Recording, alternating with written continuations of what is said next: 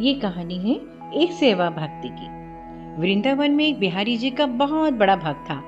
पेशे से तो वह एक दुकानदार था, लेकिन रोज सुबह बिहारी जी के मंदिर जाता था और फिर गायों की सेवा में समय देता और गरीब, बीमार और असहाय लोगों के उपचार, भोजन और दवा का प्रबंध करता था। वे बिहारी जी के मंदिर जाता, ना तो कोई दीपक जलाता, ना कोई माला, ना फूल, ना कोई प्रसाद। उसे अपने पिता की कही एक बात, जो उसने बचपन से अपने पिता से ग्रहण की थी और जीवन मंत्र बना रखी थी। उसके पिता ने कहा था कि बिहारी जी की सेवा तो भाव से होती है। जो उनके हर जीव की, पशु पक्षियों की सेवा करता है, वह उन्हें प्रिय है।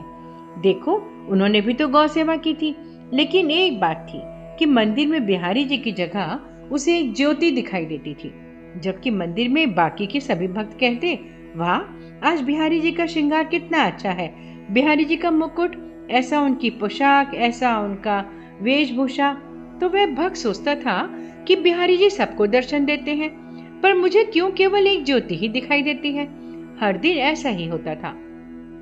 एक दिन बिहारी जी से बोला, ऐसी क्या बात है कि आप सबको तो दर्शन देते हैं, पर मुझे दिखाई नहीं देते। कल आपको मुझे दर्शन देना ही पड़ेगा। अगले दिन मंदिर गया, फिर बिहारी जी की ज्योति उसे दिखाई दी।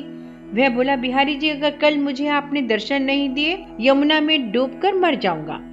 उसी रात में बिहारी जी एक कोड़ी के सपने में आए, जो मंदिर के रास्ते में बैठा रहता था, और बोले, तुम्हें अपना कोट ठीक करना है ना? तो वह कोड़ी बोला, हाँ। बिहारी जी बोले, तो कल यहाँ से मेरा एक भक्त निकलेगा, तुम उसके पैर पकड़ लेना और तब तक मत छोड़ना जब तक वो ये ना कह दे कि बिहारी जी तुम्हारा कोट ठीक करेंगे। कोड़ी बोला, पर प्रभु, यहाँ तो रोज बहुत से भक्त आते हैं, मैं उन्हें कैसे पहचानूंगा? भगवान ने कहा, जिसके पैरों से तुम्हें प्रकाश निकलता दिखाई दे, वही मेरा भक्त है। अगले दिन वह कोड़ी रास्ते में बैठ गया।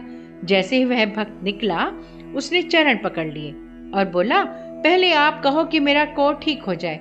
वह भक्त बोला, मेरे कहने से क्या होगा, आप मेरे पैर छोड़ दीजिए। कोड़ी बोला, जब तक आप ये नहीं कह देते कि बिहारी जी तुम्हारा कोट ठीक करें, तब तक मैं आपके चरण नहीं छोड़ूंगा।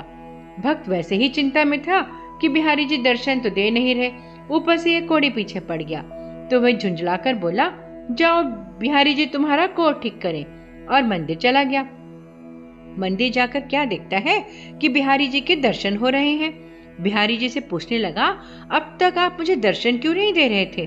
तो बिहारी जी बोले, तुम मेरे निष्काम भक्त हो, आज तक तुमने मुझसे कभी कुछ मांगा ही नहीं, इसलिए मैं क्या मुंह लेकर तुम्हें दर्शन देता। यहाँ सभी भक्त कुछ न कुछ मांगते रहते हैं, इसलिए मैं उनसे नजरें मिला सकता हूँ। पर आज तुमने रास्ते में उस कोड़ी से कहा कि बिहारी जी तुम्हारा कोट ठीक कर दे, इसलिए मैं तुम्हें दर्शन देने आ गया। भक्तों, भगवान की निष्काम भक्ति ही करनी चाहिए।